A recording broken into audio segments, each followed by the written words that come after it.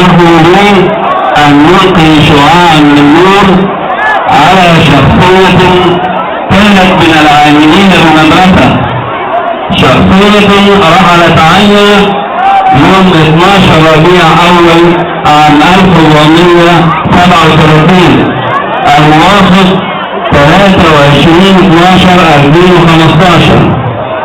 شخصية كانت مصباح أضاء ظلمات عقول عديدة، شخصية أنتجت موردا بشريا هاما، إنه الأستاذ عبد الفتاح محمد أحمد أوان.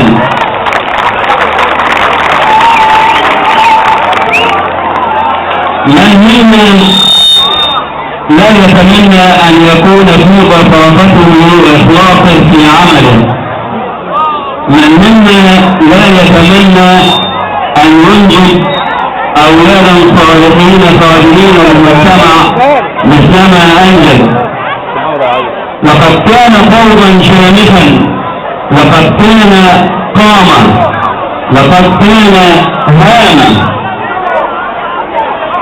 سألت الزملاء والمقربين منه عنه فقالوا لي الكثير، وقد أخذت خصلتين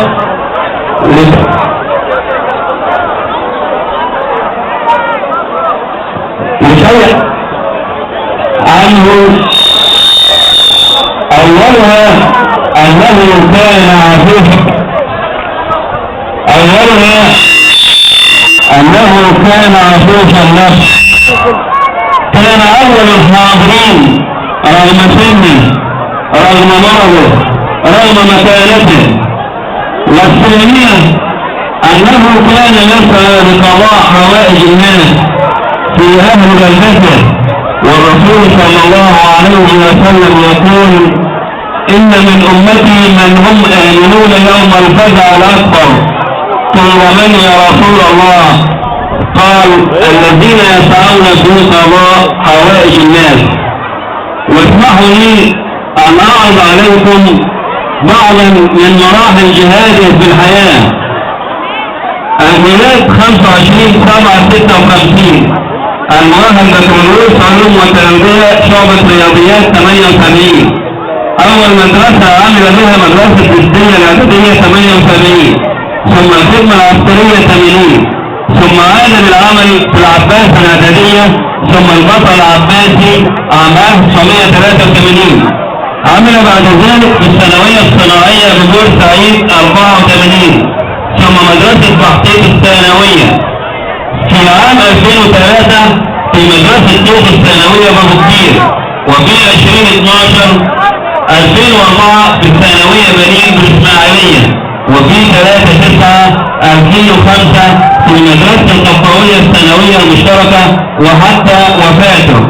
تدرج في الوظائف حتى حصوله على وكيل ثانوي في 29/2/2003. وفي النهاية رست سفينة الحياة وأذنت لقبطانها أن يرتاح. لقد علمنا الأستاذ عبد الفتاح أن العمل بإخلاص وجد هو المكافأة من الله، أن يكون الجزاء الجنة إن شاء الله. وندعو الله له أن يكون مع مرتبة الشهداء والصديقين إن شاء الله تعالى. والسلام عليكم ورحمة الله وبركاته. ومع تسليم الجائزة لنجله نجليه، تتقدم إدارة المدرسة بالشكر لكل من حضرنا، ونخص الكابتن منير مدير نقطة شرطة الطوية القائمين على في الإدارة التعليمية. وإذا كانت هناك نقطة لأستاذ فاضل ربى الأجيال، فهناك أيضا نقطة عرفان لطالبة من طالبات هذه المدرسة.